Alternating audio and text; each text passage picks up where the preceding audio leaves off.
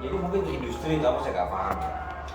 Nah karena ada aturan bahwa tanaman perlu 3 unsur nitrogen, fosfat, kalium.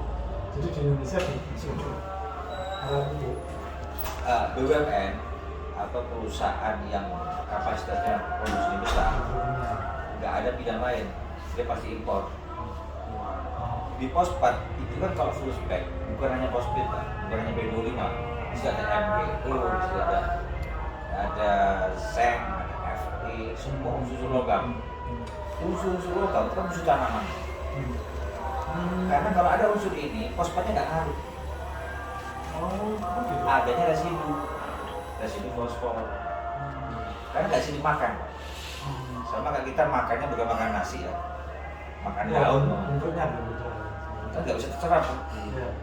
Ini bedanya dengan fosfat Indonesia. Kalau fosfat Indonesia ini batu yang pertama batuan kapur. Bisa diserap juga. Batuan kapur yang dihinggapi kotoran burung, buan, laut. Akhirnya jadi kesatuan. Mirip dengan di kalsium fosfat. Fosfatnya tinggi, kalsiumnya tinggi. Nah ini yang baru bilang pupuk. Karena pH asam itu terkatrol dengan batuan kapur. Oh iya, supaya pH-nya netral, penyumbungnya fosfat. Baru ini bilang natural fertilizer atau guano fertilizer fosfat. Yang orang-orang kita hujan tuh pH-nya rendah. apa itu? Kalau pakai ini bisa naik. Ya, curah hujan tinggi, Indonesia curah hujan tinggi Pak ya, itu pasti tanahnya 90% mas. Dari katulistiwa yang hampir dikatakan dalam setahun 19-10 bulan itu hujan. Kalau Jawa ini masih timbang lah. Kalau orang luar tahu Pak, yang digunakan untuk tanaman itu pasti fosfat yang ada kalsiumnya, yang sangat rendah logam berat. Karena semua tanaman kalau ada pH asam di bawah, nggak bakal subur. Mau pakai pupuk 1 juta ton, nggak bakal subur. Yang bisa injek hanya nitrogen, hijau daun. Itu loh bedanya Pak antara fosfat kita yang dibilang fertilizer, makanya dulu kita ekspor guano fertilizer fosfat. Fertilizer kan bahasa Inggris artinya kan pupuk. Impor nggak ada, impor cuma ERP, Egypt rock fosfat. Kenapa nggak tulis fertilizer Pak? Kan dunia tuh melarang pemakaian fosfat impor negara-negara yang bukan untuk digunakan untuk tanaman. Makanya dunia menggunakan pupuk organik. Coba ngomong dari awal kompak pakai produk-produk Indonesia lokal, semuanya tetap produk fosfat natural. Nggak ada yang disebut ditaati madu, gagal di NPK, gagal di fosfat impor, munculnya produk-produk organik. Nah organik ini kan mikro. Kalau nggak ada makronya, organik nggak bakal cukup. Kalau nggak ada fosfatnya juga Nggak bisa, makanya fosfat itu jadi katalisator pemaksimal unsur yang lain. Karena di tanah pun sudah ada nutrisinya dari daun-daun yang jatuh. Itu fosfornya ada? Fosfornya nggak ada, makanya diinjek dengan fosfor.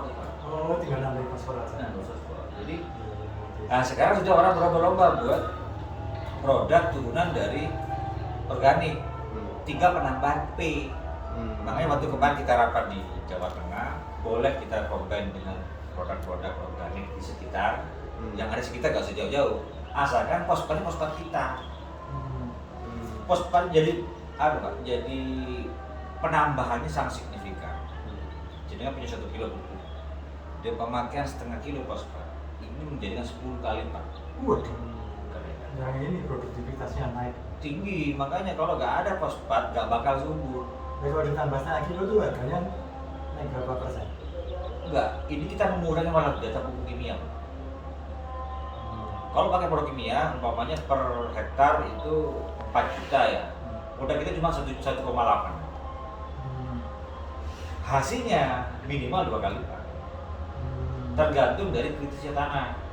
Kalau saat kritis paling kan naik cuma 30-40%. Jadi harganya naik kira-kira 40%. Kenaikannya. Nah, Kenaikan harga jual produktivitas. Iya. Minimal di awal kalau karena kritis ya, pH di bawah 6, di bawah 5 malah. Itu paling nggak cuma 40% kenaikan. Hasil tanamannya. Yang tambah laut dosis fosfatnya sedikit dikurangi, tapi produktivitasnya tinggi. Dan mau pakai produk lebih banyak pun nggak ada masalah, nggak ada efek samping. Jadi ada penambahan harga fosfat itu dibanding kenaikan produktivitasnya masih jauh lebih. Jauh lebih banyak produktivitas. Cuman mengenalkan ke masyarakat itu bukan hal mudah ya. Ya. Karena produsen pun banyak produsen nakal. Kita jual ke produsen. Iya. Kita jual Pak Matano. Persepsinya mereka ya kurang lebih seperti itu. Sama gini, saya jual ke SPIM aja. Bisa jadi dikembangkan jadi 10 kali lipat ditambah media lain gitu Pak. Bisa ditambah dengan media kapur, media magnesium, media limbah yang diambil hanya sekian persen aja. Nah kalau kita kan ori Hmm. dari batuan fosfat digiling di granul tinggal diaplikasikan.